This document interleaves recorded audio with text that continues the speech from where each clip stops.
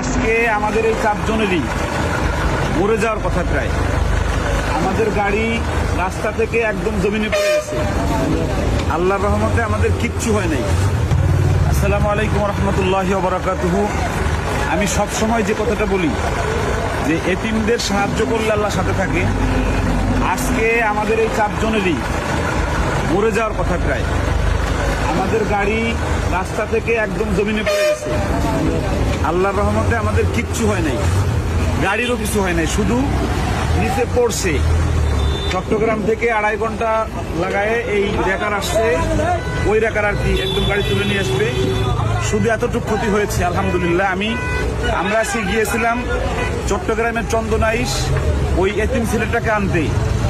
আল্লাহ রাব্বুল আলামিন ডানে যে বিপদ কাটে বা এতিমের সাহায্য করলে আল্লাহ পাশে থাকে, এই তার প্রমাণ। আমি সবসময় বলি যে আল্লাহ পাশে থাকে।